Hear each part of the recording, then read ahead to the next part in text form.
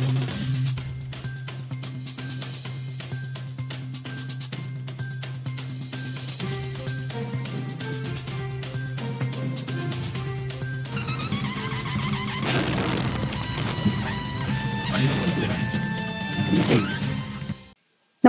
आपण पाहता हिरकणी न्यूज.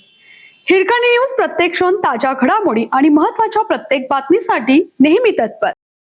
त्यानंतरच माघारीचा निर्णय घेतला. शिंदेचे बंडखोर उमेदवार तानाजी पाटील यांनी दिली माहिती. सांगली विधान परिषदेच्या सांगली सातारा स्थानिक स्वराज्य संस्था गटाच्या निवडणुकीत उमेदवारी अर्ज मागे घेण्याच्या अखेरच्या दिवशी नाट्यमय घडामोडी झाल्या. शिंदेचे बंडखोर उमेदवार तानाजी पाटील यांनी उमेदवारी अर्ज मागे घेतल्याने महायुतीच्या उमेदवारांसह नेत्यांनी सुटकेचा निश्वास सोडला. महायुतीचे उमेदवार धैर्यशील कदम यांच्या समोरील बंडखोरीचे आवाहन दूर झालं आहे. मुख्यमंत्री देवेंद्र फडणवीस आणि उपमुख्यमंत्री एकनाथ शिंदे यांनी थेट दूरध्वनीवरून संपर्क साधत केलेल्या हालचालींना यश आलं. मंत्री शंभूराजे देसाई यांनी तानाजी पाटील यांची उमेदवारी मागे घेण्यासाठी गेल्या 2 दिवसापासून जोरदार प्रयत्न सुरू ठेवले होते. बुधवारी रात्री सातारा येथे मंत्री देसाई, तानाजी पाटील आणि खानापूर आटपाडीचे आमदार सुहास बाबर यांच्यात प्रदीर्घ बैठक झाली. रात्री 12 वाजेपर्यंत चाललेल्या चर्चेत तानाजी पाटील यांनी अपक्ष उमेदवार म्हणून विजय मिळवण्याचे गणित मांडल्याचे समजते. मात्र महायुतीच्या जागा वाटपात ही जागा भाजपच्या वाट्याला गेली असल्याने अर्ज मागे घेण्याची विनंती मंत्री देसाई यांनी केली.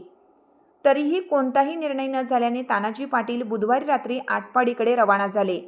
गुरुवारी सकाळी सांगलीतील एका हॉटेलमध्ये पुन्हा एकदा देसाई आणि पाटील यांच्यात बंद खोलीत तासभर चर्चा झाली. याच बैठकीदरम्यान मुख्यमंत्री देवेंद्र फडणवीस आणि उपमुख्यमंत्री एकनाथ शिंदे यांनी दूरध्वनीवरून तानाजी पाटील यांच्याशी संवाद साधला.